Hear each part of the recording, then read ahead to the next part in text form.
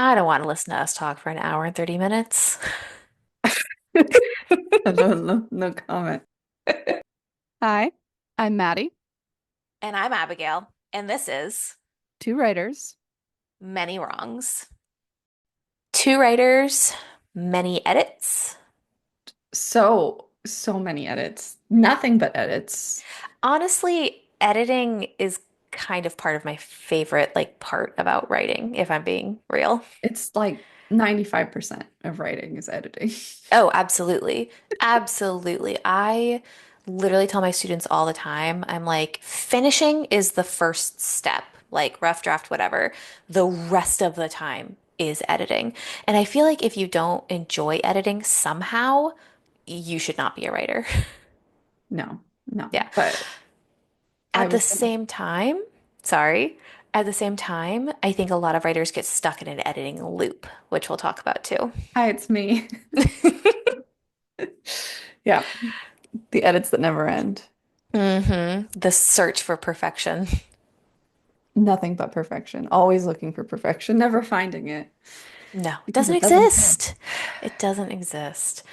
So let's talk about, I think that part of editing is going to come back to, again, that architect and gardener for us. We've talked about that some with our editing process.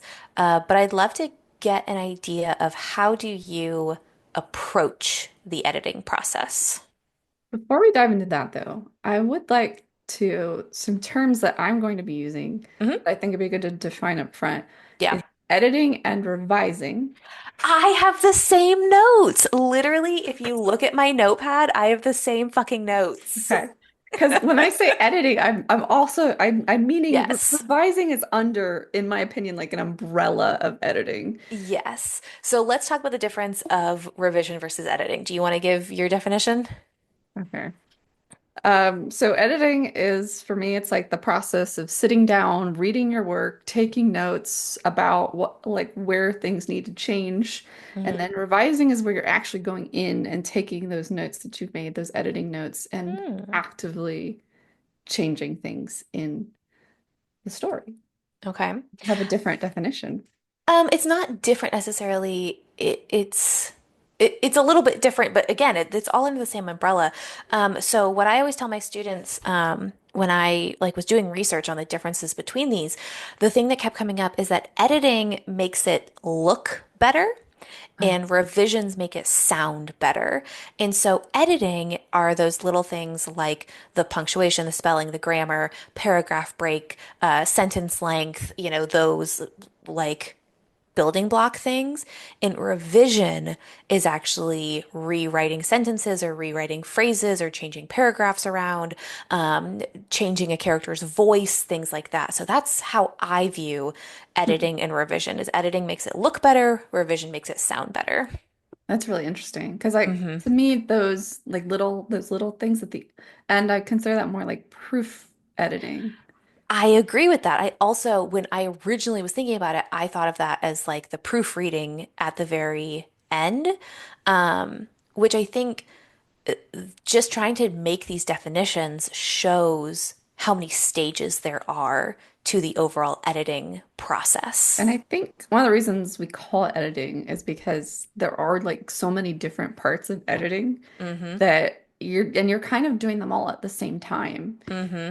Because, if you think of an editor, when they're Yep. sitting at their desk, they're reading, they're writing notes in the margin. They're making notes on like big picture stuff, but they're also making notes about small picture stuff. Hmm. But when you're the writer, you're doing that plus going in and actively changing it. And some people are doing it, and some people do it at the same time. Some people are like, I start doing this, and then I do it this way, and then I do it that way. Hmm. And it just kind of depends. And it's interesting to see how different people might define that. Well, I like what you said about the difference between the editor and the writer because it goes back to your definition of editing and revising is the editor is making those little notes and then they send the notes back to the writer who's making the actual revisions. But I think that also ties into what I said about the looking better and sounding better is that the editor is the outside opinion. They're making it look better. Hmm. Whereas the writer is making it actually sound better, is digging into it, getting their hands dirty. Um, and I really like the proofreading. It sounds like the sugar on top, like it's the very last thing that you do is just that proofread. Yeah. And by the time you get to that, hopefully you don't have to take notes because there's not much else to change. Yeah, so to me, proofreading is like the very end. That is the little reward where you get to be really nitpicky about like Mm-hmm. where's the periods, like are there's enough indents here? Did Yep. I format the sentence correctly? Like that's like you've done it. You're just polishing off the edges. So like it's part of editing, but like I don't include it because it's like here's editing is this giant thing, and then a little tiny sliver is the proofreading because that's just the Mm-hmm. very end. Yeah. Because I've done it where I've like edited and revised a chapter and then proofread it and made it perfect Mm-hmm. and have regretted it immediately because I Why did you changed regret it? because I end up going back and having to rewrite stuff Mm. because something changed in the Mm-hmm. following chapter, but we'll get into that. Yeah. You asked me at the beginning. I Mm-hmm. think we've done a good enough job of defining at least our Mm. ideas of what these words might mean to us and other people. Agreed. But you asked how I approach editing. I used to approach editing very differently than I do now, and I've learned that it does not work. And I Oh. recently started doing a different approach. But what I used to do is I used to read one chapter at a time in chronological order after I've written it, make notes, and then I would revise and edit the little pieces and to make it nice and Oh. polished, and then I move on Mm-hmm. to the next chapter. I do the same Mm-hmm. thing. And then I'd run into this editing hole because I'd get Yeah. like, wow, these sound really good. Then I get to this place and there's a giant plot hole. And now I Yep. have to go back and fix all these chapters. Mm-hmm. And then again, I start at the beginning again. And so then these, like the first third of my book is real solid, real great. But then like Yep. we get to the middle and it's like, I have no idea where she's going from here. Um, So what is your new approach? Because as you were saying that, I was like, yeah, that's a terrible approach. Why would you do that to yourself? But what are you doing now? I think the reason I was taking that approach is because for my thesis, I wrote short stories. So I was never really Oh. taught how to edit a novel. And Mm-hmm. so I was editing it the same way I edited my short stories, where I Makes so much sense. like, and I was treating each chapter like, because you Mm-hmm. do kind of want each chapter to be self-contained. Absolutely. Obviously, it's additive, like it's adding on to what comes before it and what comes Mm-hmm. after it. But you do want the chapter to feel like it's telling Well, some. I feel like that's how you find a chapter break is where's that natural closure of that particular, mini arc within the greater arc. And that's how I was approaching it because Mm-hmm. I had like everything mapped out. So it was like, I know exactly what's going to happen. Mm-hmm. And so I just need to make sure that everything is happening in that order. Right. That's so interesting to me because as an architect, you do plan out things so meticulously. So it's interesting to me to hear that you are still running into plot hole problems, because that's what the majority of my editing process is. Not so much plot hole, but specifically continuity, Mhm. is what I spend a lot of time in. So that's surprising to me that you still have plot hole issues. It's not, I don't know necessarily it's necessarily a plot hole, but a Mm-hmm. hole, maybe like a character hole. Mm-hmm. Gotcha. Like, because I don't lay out every single little step that happens. Okay. And as I'm writing, things kind of shift or change, or there may be certain things that I don't Mm-hmm. define super well. Like it's like, oh yeah, there's this plot and these two people disagree on it, but don't like find out the nitty-gritty details of it. And so I start saying these Mm-hmm. details and then these details and they end up being conflicting. But Yes. like at the end of the day, they really are the same idea, Mm-hmm. but they're being kind of spoken about in the wrong way or the wrong Mm-hmm. tone. And then it gets kind of confused because I'm like, wait, that doesn't anyway. So Yeah. stuff like that. Things get wires getting crossed and then having Yeah. to fix them. Hmm. Or being When like, I didn't set this character up well enough for this scene to hit the way it needs to hit. So I need to go back hmm and maybe like take all this backstory and sprinkle it a little bit more instead of just compacting it. Yes. Yeah.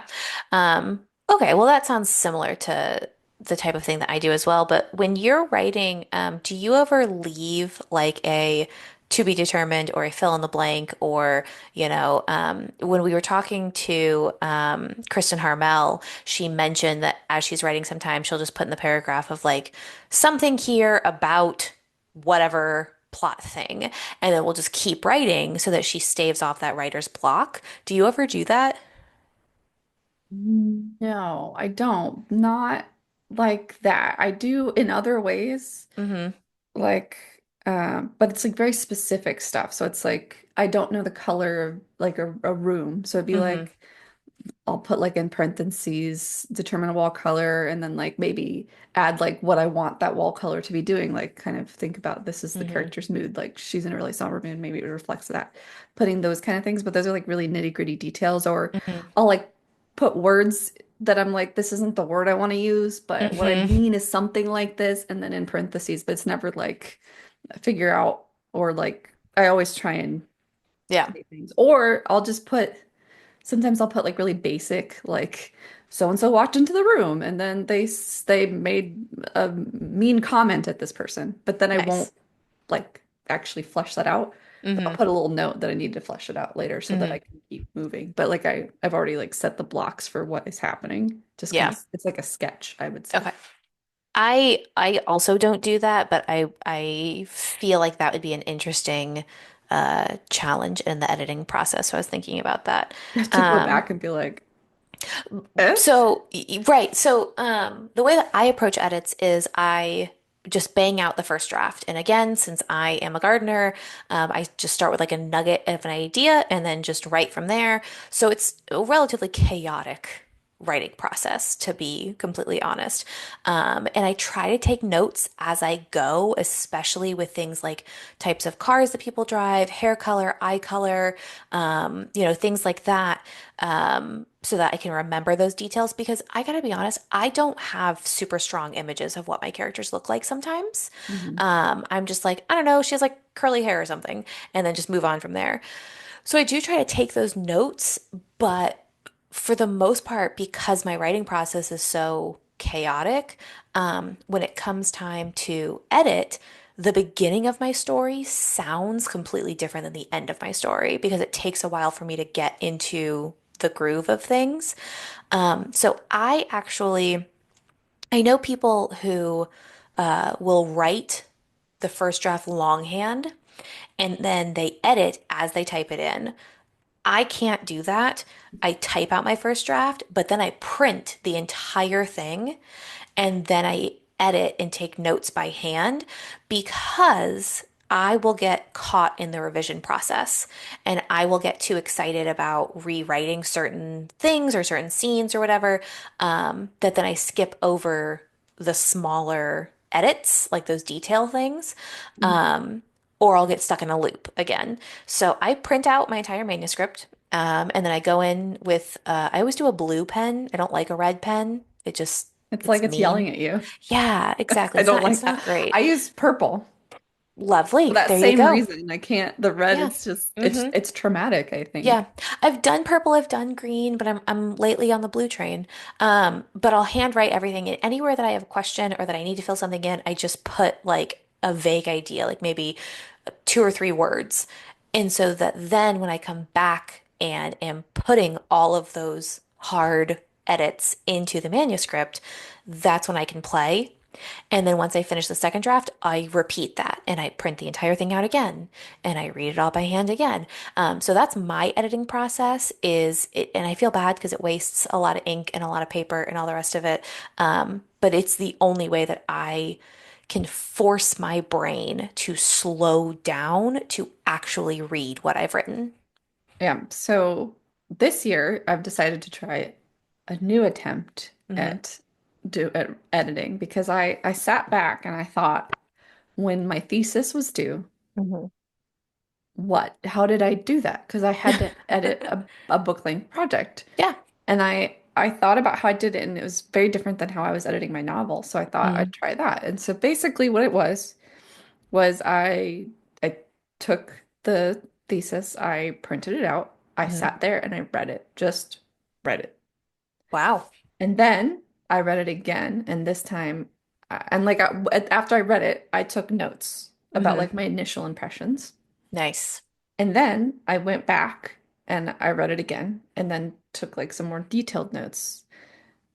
And then I went and I highlighted like the parts that were like in the most need of Hmm. being fixed because my brain wasn't like, oh, this makes sense strategically to fix like the big parts. My Hmm. brain was like, I have to get this done, and these parts are horrible and it will embarrass me. So I need to fix those because I'm not going to be able to edit this whole thing, but at Right. least these worst parts will be done. Hmm. And so that's how I did it. But I realized that would probably make more sense to like go Yeah. back and just go do like the hard, like the parts that really need help, and then Hmm. go back and read and see how that fixes it.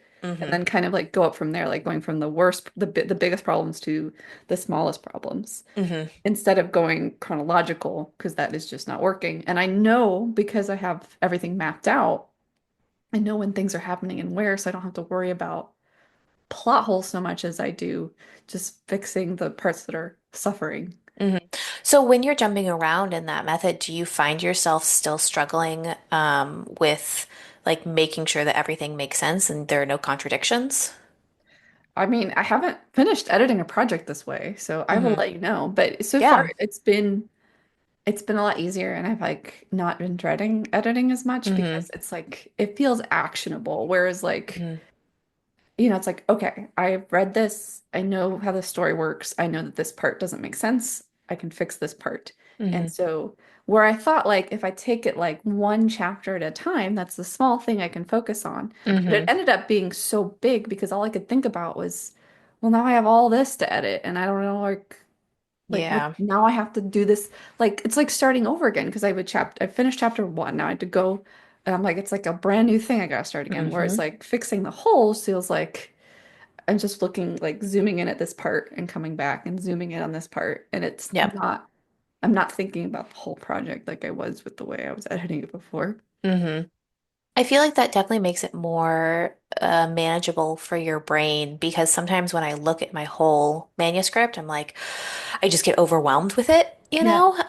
Because 100%. again, my edits, I do work through them chronologically, but I do the entire thing and then I go back and do the entire thing again and go. So I'm not doing chapter by chapter necessarily. I eat the entire thing in one bite because that's the only way that I can think to do it.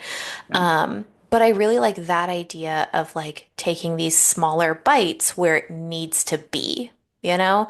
That's really smart. I might give that a try. Because I did that with I was thinking of this one short story. The short story I felt like I've done the best work on. Hmm. And thinking about even like on a smaller level, how I edited that was different than the way I'm editing this novel. And it was I read the story, I remapped it. Like I Hmm. had a map, but I remapped it. Like, well, how does it actually go from the part like Hmm. from here's how I planned it and here's how it actually looks. Yeah. So I remapped it and I looked at the parts that I felt were weak, just Hmm. well, like scene by scene. And so I was like, this scene doesn't make sense. So I Hmm. would either rewrite it or I'd plan something else and cut it, but it was never in chronological order. And then when I would read Mm. it, would get to that part and I'd be like, oh, this flows so much better. This scene makes Nice. more sense here. Because it's Hmm. like maybe I added a second, maybe I add another scene. Maybe it's Hmm. like this scene to this scene doesn't make sense, but now I put Right. this scene in there and it's like, actually, these flow together really nicely. And if I take Hmm. this paragraph about this character moment and I move it up a little bit more, then it makes this moment feel a little bit more real. Yeah. Yeah. No, that's really smart. And the funny thing is, that's how I approach editing other people's work. Like when I am editing for somebody else, I read the thing all the way through because I don't know where it's going. And Mhm. so I want to see what foreshadowing they've laid out, or, I want to see where the whole arc goes because then I can get a better idea of the big picture before I start giving editing notes. Because there's nothing more embarrassing than writing something and being like, well, previously this happened here. And then the next paragraph, the author explains that, and you're like, oh, I should have just fucking waited. Like I should have trusted the author. Yeah. Um, so I think it's interesting because so when I was only editing on the computer, I was just grazing through it because I was like, I already know what I've written and it's fine and whatever. And I was missing so many typos because I was just searching for like those big moments that in my Mhm. brain, because when you're writing, you page mark, like, I know this is shit, I'll come back to it in editing. And so like I was only hunting for those big moments. Mhm. Um, And so I love the idea of reading your work as a reader instead of as the writer. And I think that's something that I really struggle with. I have a hard time stepping away from my work to read it as if I didn't write it. Yeah, I think I still had that issue sitting down and reading it is because I'm like I'd have those moments of, wait, do I mention this? Oh yeah, I mention it later. I'll see where that is. And Right. just like remembering the process of writing it. So I've heard that some people do this where they like listen to the like have like an AI read their story to them. Oh, And I that's did that. And interesting. there's actually a pretty good AI voice in Word I just found out. Okay. So I ended up listening to, I was getting my submission ready for the Agents to Writers program for AWP. Nice. And so I put that in Word and I had her read it to me. And by the way, she pronounced most of my sci-fi words correctly. So that was weird. Wow. And I just listened to that and I caught so many and I read through this like 6,000 times. Hmm. And I caught so many typos listening to it that way because Hmm. like they were like typos where I used the wrong word, but like they look so similar that like Right. my Yeah. brain just interpreted it. But it also helped create like almost like a distance. Like I wasn't reading my work. Hmm. I was listening to like a story. That's really interesting. I think I'd like to try that because I love audiobooks. Me too. Like I listen to a ton of audiobooks. So I love the idea of maybe audiobooking my own story because then I can really see again those my biggest concern is continuity errors. Like that is something that as a reader, I will be reading something and be like, "Wait, but I thought they were over here." Or, "Wait, I thought that this character did this." And so I'm hyper aware of it in my own work, almost to my detriment sometimes, where like I try to spell out every single little thing. And like my mom is my first reader who will be like, yeah, we get it. Move the fuck on. Like you're good. Um, but I think that would be really interesting to do Yeah. that as an AI. How can you walk us through how to do that in Word for anybody else who might want to do that? Yeah, it's actually pretty easy. I think it's on the review tab. Okay. And then there's a button that says read aloud. And you can choose like there's a female voice and a Hmm. male voice. I probably depends on which version of Office Yeah. you're running, but Scrivener has the same thing where you can go into Scrivener and have it read to you. Really? But I it's love Scrivener. I do too, but The voice the is bad. the robot voice, it's Oh, so bad. It's so bad. okay. Yeah. So like the word one sounds kind of like I Hmm. don't know, like Cortana or Oh, okay. Google. Like it sounds a As little bit somebody weird. who had a Windows phone, I know the Cortana voice just It's because not I Cortana, never. but it's like similar as like the Oh, okay. cadence of Okay. Cortana and Yeah. stuff. Nice. But the thing about it is like, I write stuff that's kind of dark, Hmm. but she sounds so happy. And it's like, and then there was a terrorist attack and 600 people died. And it's like, oh my God, lady. But so there This is is why kind of robots cannot actually replace our audiobook Oh, I readers. have so much respect. I always have, but like extra Oh respect yeah. for like Oh yeah. like read the room, lady. Oh my God, how And funny. there's like a part where it's like he's like he was thinking something to himself and he's like, no, that can't be right. And the way Hmm. she read it, she went, no, that can't be right. And I was like, what the heck? It's so funny. But something else I did to help like turn to just take it as a story was I Hmm. actually sat there. And I was editing in a coffee shop because I had toddlers in my house. Hmm. And I probably looked weird, but I like leaned back in my chair and I closed my eyes, just listened. And then anytime it sounded weird, Hmm. like as in, wait, that doesn't flow right, or Hmm. that doesn't make sense, Hmm. like grammatically, I would pause it, would reread that sentence or re-listen to that sentence. But Hmm. just like listening to it, like like when you read your work aloud, you hear a lot of Yeah. stuff. But having somebody else read it, they Hmm. don't do any of that. They don't do any of that self-editing. They read Yeah. what you wrote on the page, and sometimes you're like, oh my God, did I actually write the wrong Yeah. version of two? So how long did that take you? Because I am, according to my husband, I'm a crazy person because I listen to podcasts and audiobooks on at least one and a half speed. Okay, so here's the thing. Okay. You can speed up the voices. Hmm. They can go faster if you want them to. But I I feel like I wouldn't catch as many edits that way. Well, so this part that I'm doing was for 5 pages Uh-huh. for a submission.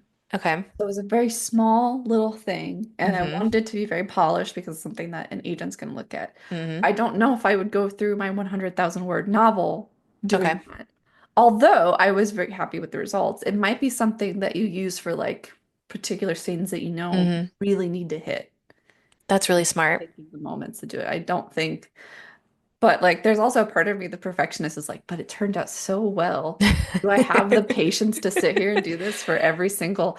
Mm-hmm. Probably not, but Yeah. I would say like to do editing as you would normally do, and Mm-hmm. then maybe for those moments I just can't get it right. That might be Yeah. a good.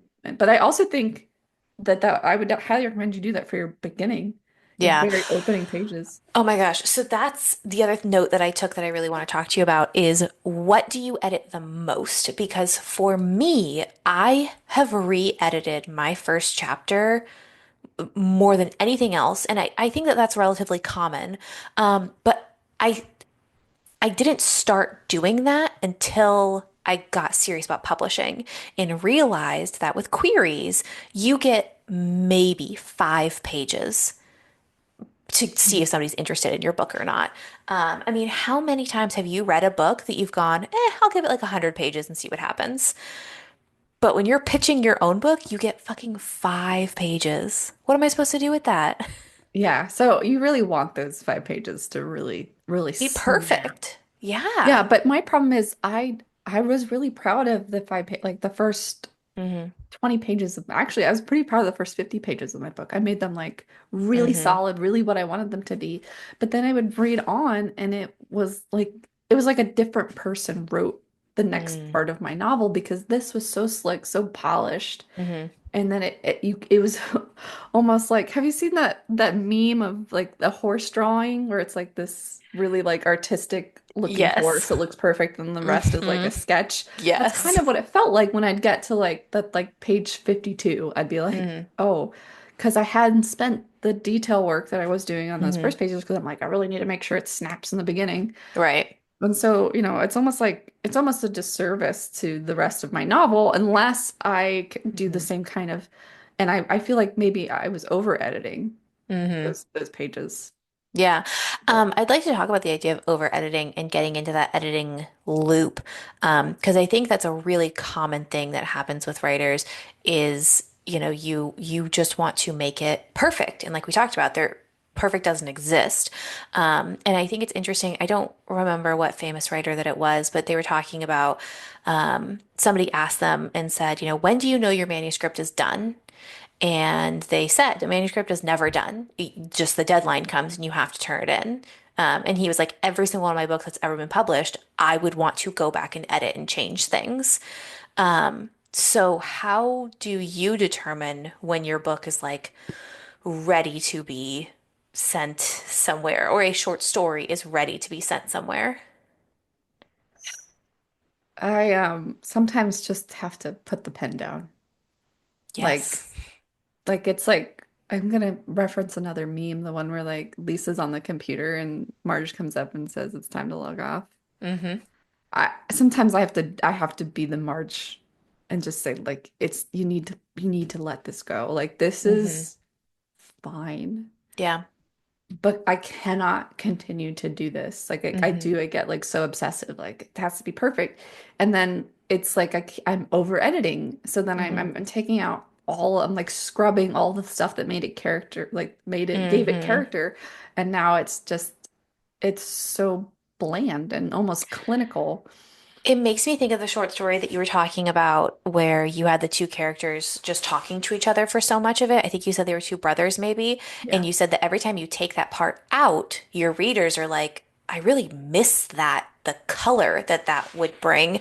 And I do think that that happens with over editing because the goal of editing for a lot of us, I think, is to streamline Hmm. your book. I mean, how many times in workshops and classes in our own editing process, the goal is to delete, delete, delete, delete, delete to make it as concise as Hmm. possible. Very rarely are we told to make something more verbose. No, yeah, that's true. Because we, as writers, we do like overwrite. And I think Hmm. it's good to overwrite because Yes. then you have more to play with when you get into the editing stage. Hmm. But over editing is definitely a thing because you can edit all the personality out of the story. Because I think Hmm. where over editing really comes from is, in my opinion, it comes from being trying so hard to fit into a box that someone else defined. So you're like, Hmm. oh, because this teacher said I can't use this much dialogue. I'm going to cut all the dialogue Yes. out. And this teacher Hmm. said I need to spend more time in setting. So Hmm. I'm going to cut this, like, I'm going to beef up this setting thing, and then I'm going to cut out these like Hmm. flavor things that I don't need, and like just having all these voices in your head telling you like, oh, that doesn't sell, so cut that out, and people don't. That's what I was going to say is that that particular voice of like, I will read books that I admire or authors that I admire. And then in my own editing phase, I will try to make my book sound more like that person and Mhm. erase my own personality in it, which is why when I'm like writing a book, I don't let myself read anything similar to it because inevitably I will have that bleed over in some way.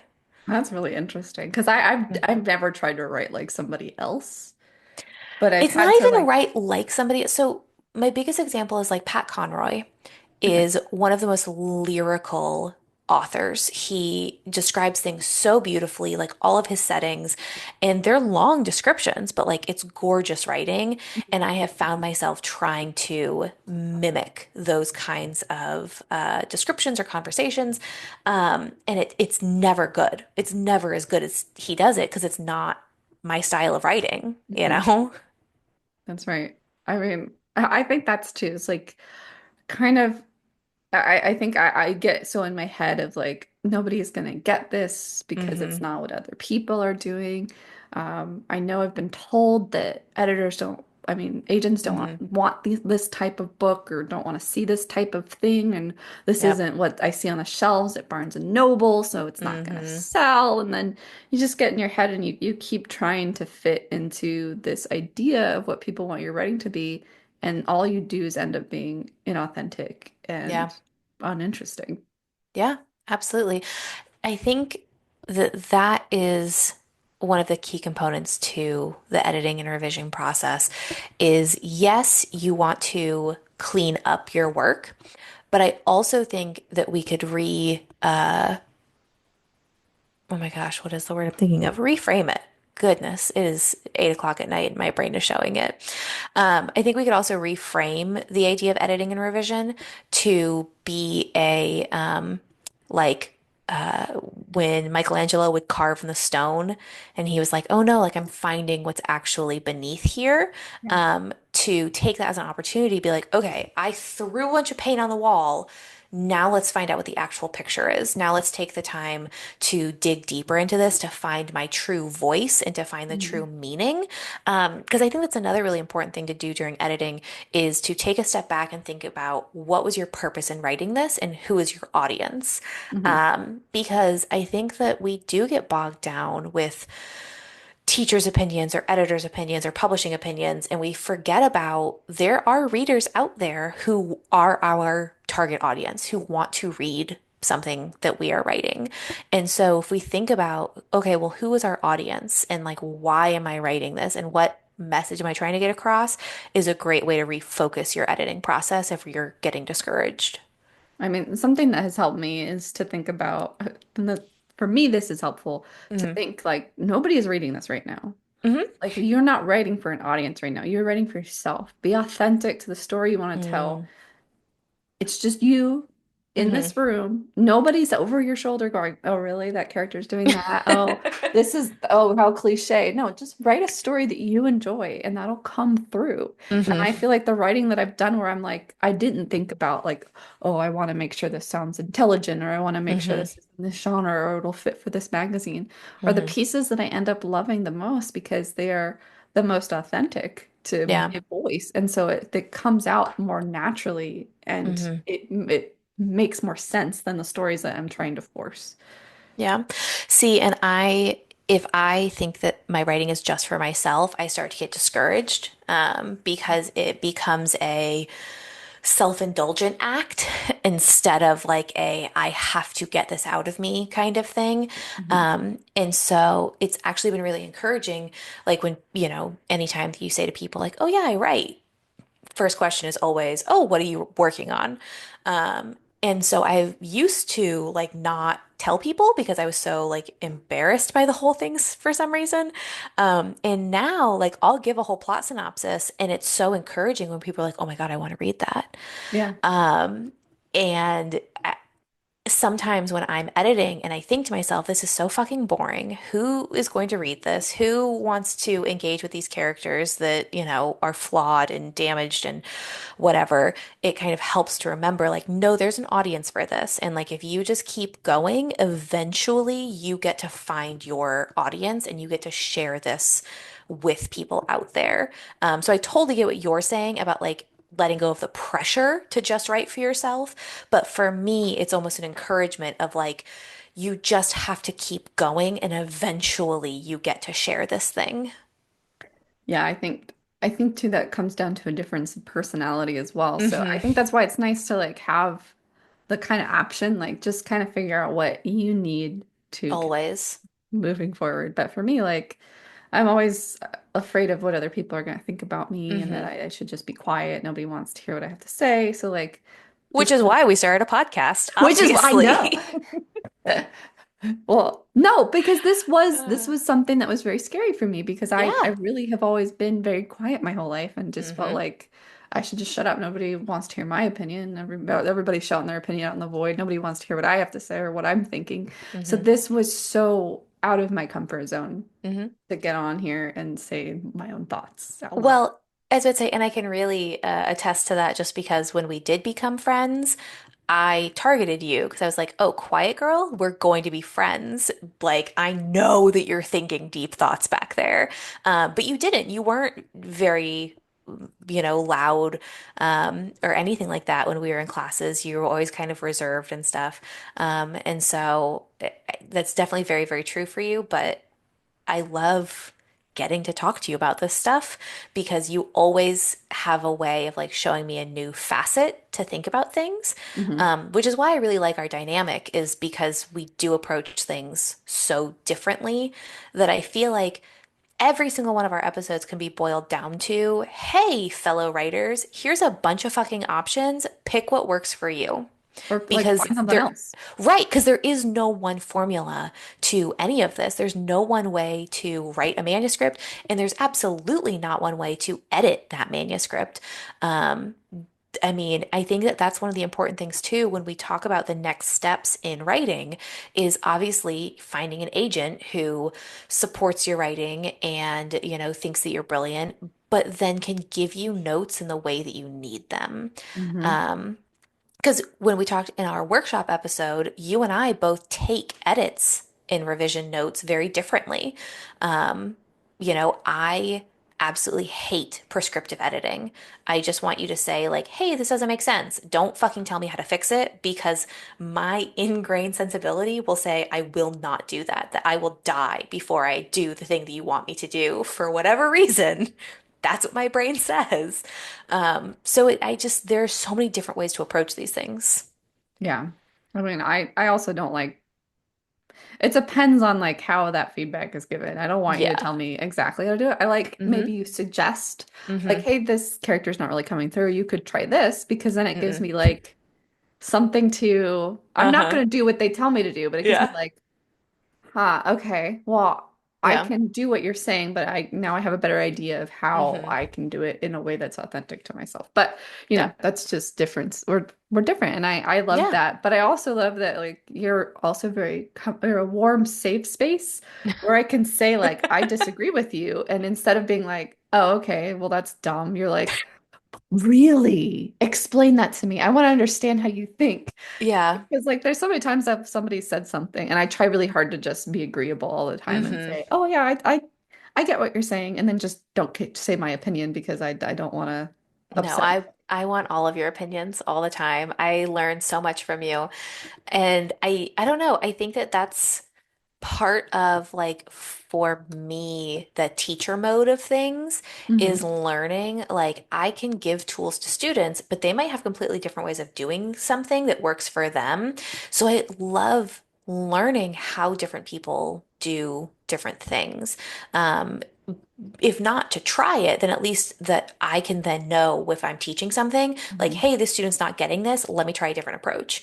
Um, and so I really do like learning from you and learning the different ways to approach these different things. I will say though, the people who I know that write by hand so that when they're typing it in, they go through the editing process are all older people. And Hmm. obviously, I think that's because, typing wasn't as easy of a thing. I've talked to like my parents before about, having to type up a paper or something like that. And, especially like back in the day with typewriters of like, you can't fucking edit as you Hmm. go, you know? And so writing by hand was just easier because why waste the ink? Why waste the, paper, the time, whatever. So I think it's interesting with my students now, a lot of them do text to speech or speech to text, sorry. And so they will do their first draft like free form thoughts almost, and then go back and edit. I'm Right. so sorry. What? Yeah. I That's have had wild. students who will either make an outline or will make like a first draft or something along those lines and they will voice it into their phone, like as they're just kind of thinking about it. And then they have notes there readily available, and then we'll go back and edit. So it's interesting because I think that things change with generations and they change with technology as well. That's really interesting. Because like the first draft of my novel I hand wrote. Really? Mhm. Why? Why did you choose to do that? Because the only time I had to write was like on lunch breaks and Mm, during breaks, and I didn't have a laptop. I couldn't hmm. afford one. Yeah. Or I had a laptop, but it was like it was a dinosaur and needed to be plugged in all the time, so it wasn't really and heavy, and it wasn't Hmm. didn't make sense to bring it to work. So I hand wrote most of it. Hmm. And it did work. It did work as like having to type it up and like I would edit it during that process, which is Hmm. nice. But now I do still handwrite some stuff, but I use my scribe Yes. because then it takes my text Hmm.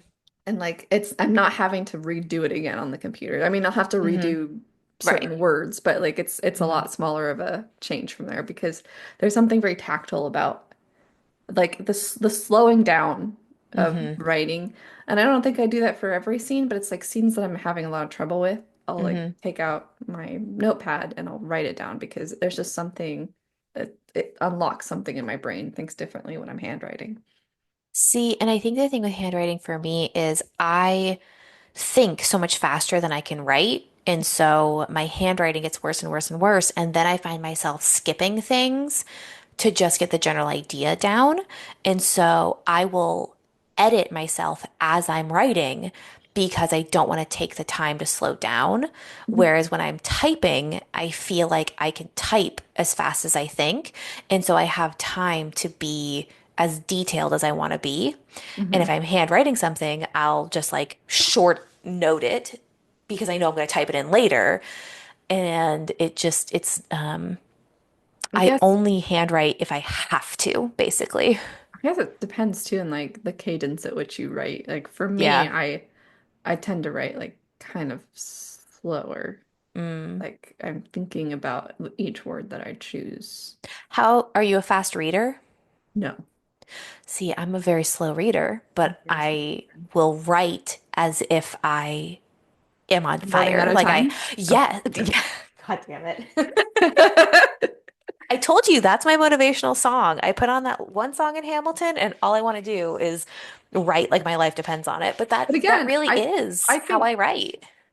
because I've already planned it. I already know what's Hmm. going to happen. Hmm. See, You and I have don't. to catch the ideas as they're Yeah, you're coming. like running after it. Hmm. I think what I'm planning, Yeah. I'm like a mad scientist. Hmm. 'Cause I'm Maddie. Anyway, Yeah. I got it. But I'm like scrolling notes over here and over here, and there's like it's like a Hmm. cork board with little notes everywhere, and I look frantic and Going back wild to with my memes, it's Charlie Day. yeah, Charlie Day. Like that's me plotting Yeah. my novel. But when I'm actually sitting there and writing it, I'm like, how do I want this character to be? So I think for me, Yeah. handwriting makes sense. Hmm. And then again, there's that part of editing to get it back Hmm. to the topic that we're talking about today. Yeah. It you have to do a little bit of editing when you're going from, even though it's, Hmm. it can translate my handwriting to text that I can just put in a Word document, Right. but there's still going to be some typos and I have to Hmm. read it immediately because if I don't and I go back, I'm like, I have no idea what this word is supposed to be. Yeah. But like Yeah. now I have enough of a remembrance that I can look at this Hmm. really poorly handwritten word and be like, I think I was saying this. Yeah. Yeah. I promise I'll get back to editing, but just a side question. Do you write in print or in cursive? I write in cursive. I also write in cursive. Really? Yes, I've always written in cursive and it looks like shit. It's so bad. And like, I will find myself being like, what the fuck was that word supposed to be? So my cursive starts out really neat, but then when Hmm. like there are times when I'm like I got like an aha moment and I'm starting to write Hmm. really fast, and then it looks like a doctor's signature. Yes. Like, what is that? It's just that's not a word, that's just scribbles. It's like Yeah. here's a just a placeholder for the thought that I thought that you'll never know what it was. Hmm. Exactly. Yeah. And like But most people don't write cursive anymore. no, no, no, no, no. So I Most feel people like it's faster. I think that it's faster. I think that it looks cleaner. Like if I focus on it, than my print. My print looks like a 2-year old learning how to hold a pen. It's rough. But the funny thing is, so my niece, like if I write her notes or something, I have to Mhm. remember to put it in print because she can't read cursive because it's not like a thing anymore. I would love to talk about moving from self-editing and self-revision into things like beta readers. How do you start putting in those beta reader notes when you're going through the editing or revision process? So for me, I read through the notes and I filter them. Okay. But I don't like take them piecemeal and like put them like this is stuff that people said I need. I take the notes, I take the stuff that resonates with me, Mm-hmm. and then I add them to my doc to like my comment section of the different places that I need to add them Mm-hmm. as like as if they were my own comments. But it's basically like I'm Mm-hmm. picking out which ones I think make sense for my manuscript. Mm-hmm. And then I'm not separating them out like I'm going to go through Jake's edits and then I'll go through Josh's edits. Mm-hmm. It's more like now I'm going through edits and I'm including those ones because uh, those are like, yes, I absolutely agree. Right. Or like I'll take more general notes. Like if it's something like I see them both talking about, like they'll like make a mention about a character multiple times. And I'll be Mm-hmm. like, I'll just add like a general overview note of like this character needs to be more like this because we keep getting Right. comments about it. But stuff like Mm-hmm. that. Like I'll group them. Mm-hmm. Take the ones that I like, I'll group them. Some of them will be overview, some of them will be like specific comments Mm-hmm. throughout the doc. What about you? Nice. So again, I really like a hard copy when I'm going through the editing process. And so my beta readers are all live close enough to me that I was able to print out a hard copy and then give it to them. And then they could read it with a pen in hand and take notes and stuff like that. So I had 5 different beta readers and I got back all of their binders, like literally it's in a spiral bound, Um, and so Those poor trees. I know, I'm gonna recycle the paper. Okay, hold on one second. Are you ready for this? I'm so ready. I This is all 5 of the manuscripts. No, that's not true. These are 4 of the manuscripts, and all of the handwritten notes are in here. And so I took all of these notes and I put them into a single binder here. Ooh, is that your manuscript or is that This is beta my reader notes? manuscript. I feel like my manuscript is the size of 4 of your manuscripts. Yes, so this is my manuscript, but that's the difference between literary fiction and sci-fi, Sci-fi, yeah. And so I take all of those notes and everybody has a different color because Everyone is color this coded? everyone's color coded. And it sounds really bad, but it's because some people's opinions I take more credit in than others. Um, I choose my beta readers very specifically of people who I think can help me in certain areas. So if somebody is commenting outside of one of their areas, I kind of will Mhm. take it with like a grain of salt, you know? Um, so like one Do of you, my beta do you readers, tell them? Do you tell them what their area is? sometimes not so much, but like one of my beta readers, she is a lawyer who specifically works with like children, Mhm. in like abuse cases and stuff like that. And so anything that has to do with the legal system in my book and like the court case that's going on, I am going to value her feedback above everybody Yeah, else's. makes sense. So it helps me to color code that to be like, okay, well, this is what Hannah said. And even though Tatiana is saying something different, I'm going to trust Hannah in this particular case. Mhm. So that's why I color code everybody.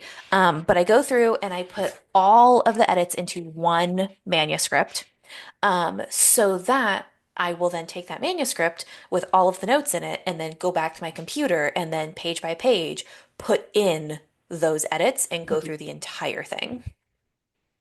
Interesting. hmm I told you I can't just do it like chapter by chapter. And if there's a place that I think needs revision, I'll make a note of it. And when I finish putting in all my beta reader notes, then I go back on my own and do those bigger revisions. And then I print it out again and read it by hand again and start Yeah. the whole process No, over but like again. you have to do that like at least Yeah. 85 times. Yeah. I mean, really thinking about it, the manuscript that I have out on query right now, I probably had 10 drafts of it. And I only say drafts as like full, complete Yeah. overrides. Yeah, that's hard to Um, label that, but yeah. right, exactly. Like there are the smaller edits and stuff that I'll do like version 1.2 or 1.3, but like complete total overhaul drafts, probably 10. Hmm. Yeah, I think so far I've been through four with this book, hmm but it's 100,000 words, so that's a Yeah. lot. Yeah. That's a lot. Well, I feel like we talked a lot about editing and similar to my writing, I feel like as I did this entire podcast, I could go back through and be like, you know what? I could have said that a lot better. I could have had that made a lot more sense. Um, there are times that I re-listen to this podcast, I'm like, God, you sound so dumb. I wish that I could edit the words coming out of my mouth. I can't edit the words you say that come out of your No. mouth, but I can edit to like Oh yeah. Yeah. There's some definitely stuff. been tangents that you have cut out of here, thankfully. Yeah, see, one of the problems with being the editor is I have that discretion, and then sometimes I'm hmm worried you're gonna like message me and be like, "Why the fuck did you take that out?" But like, No. See, here's the thing. Once the words are out of my brain, I forget about them. oh, So okay. really, I'll be listening to the podcast and be like, oh yeah, we did talk about that. I totally forgot. I don't, I, this is something I try not to edit too much. I hmm really do. I try to keep it as Yeah. pure as I can, but if there's like weird pauses, I'll try and cut those. Yeah. Or if Or if there's a it, whole tangent about what was it, Lord of the Rings or something that we did that you kept that in. but because it's fun. So like if I'm listening to it hmm as a listener and I'm Yeah. like, because I do, so I listen to the episode once, hmm I make notes on my scribe, and then I hmm listen to it again when I do my edits. So I listen I'm to it so twice. glad you edit it. So I listen to it. I try and listen to it like I'm hmm usually like playing a game on my phone and Yeah. I'm trying to just listen. And so hmm there's moments where like we're kind of going off on a tangent, but I'm like smiling because it's silly, so I keep it in. Nice. But there's times when, like one of us clears our throat or like hmm coughs or something. I'm gonna take hmm that out. Like, Yeah. or maybe you'll like stutter when you're starting to say something, and Always. then you get to your point. hmm I'll cut the stutter out. We don't need to know like that you struggled to get to that point. Like, like Thank you. You you're made me sound welcome. much more eloquent than I am. I did with editing, I did try to like cut out all of our verbal pauses. hmm I did that once. It was a nightmare. I'm never doing that again. I'm sorry if you guys are hearing and because I did that manually once. It was a pain. I did it with AI once, and it was so weird because it like wouldn't Hmm. clip correctly. Hmm. So then there was like these weird like Yeah. breaks in between our words. So it was like it would cut off like the very tail end of the word before and then the very beginning of the next word. So it was just Mm. very weird. So Yeah. yeah, we are going to have a lot of verbal pauses. So sorry. This is raw. I am not a professional editor. I'm doing my best. I think you're doing a great job. I think that our listeners also probably think that you're doing a great job because they're still listening, and Thanks, Dad. what are we, 21 episodes in? How Oh much? my gosh, look at This is us. episode 23. That's very exciting. And hopefully, our next episode might even be at AWP. That's true. That's Hmm. true. It may be. Yeah, and The later, stars align. late March will be at AWP. So again, if there's any listeners out there who might be going, or anybody who has like questions about AWP that they want us to talk about, you know, interact with our shit. Comment on Instagram, please. I'm Abigail, And I'm Maddie, and this has been two writers. Many Wrongs.